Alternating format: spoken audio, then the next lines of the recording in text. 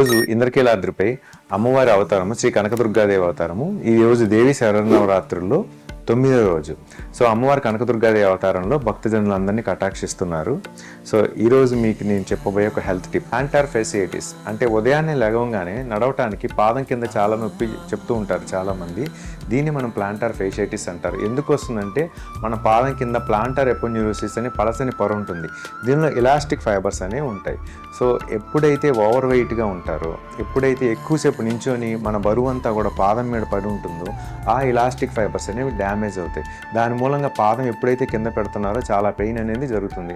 ఆ ఫేషియా మీ అడుగుకి తగ్గట్టు స్ట్రెచ్ అవ్వలేదు. సో దాని మూలంగా మీకు ప్రతి అడుగులో పెయిన్ అనేది వస్తుంది.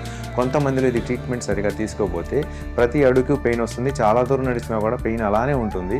సో ఇంకా తీవ్రంగా కూడా జరుగుతూ ఉంటుంది అనమాట. సో ఈ ప్లాంటార్ ఫేషియటిస్ ట్రీట్మెంట్ ఏంటి అంటే, సో ఫస్ట్ వెయిట్ ఎక్కువ రాకుండా చూసుకోవడం, బాడీ వెయిట్ తగ్గేటట్టు ప్రయత్నం చేయండి.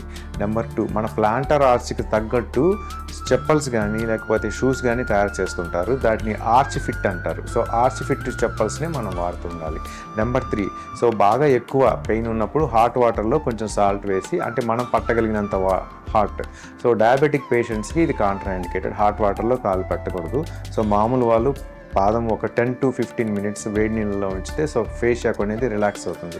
సో కొంతమంది విటమిన్ ఈ సప్లిమెంట్స్ తీసుకున్నా కూడా ఫేషియా రీజనరేషన్ అనేది జరుగుతూ ఉంటుందన్నమాట.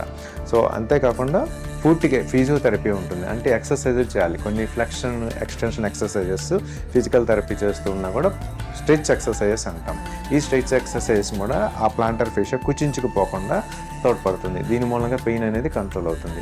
సో దీర్ఘకాలికంగా ఈ పెయిన్ కనుక ఎన్ని చేసినా కూడా కంట్రోల్ కాకపోతే కొన్ని స్టెరాయిడ్ ఇంజెక్షన్లు అనేవి కొన్ని ఇస్తూ ఉంటారు. సో అవి తప్పనిసరి పరిస్థితి అయితే మాత్రమే తీసుకోండి. యూజువల్గా స్టెరాయిడ్ ఇంజెక్షన్స్ తీవ్రంగా ఉంటేనే మనం అవి ఇండికేట్ చేస్తాము. లేకపోతే మామూలు ఎక్సర్సైజెస్తోనే ఈ పెయిన్ కంట్రోల్ అవుతుంది.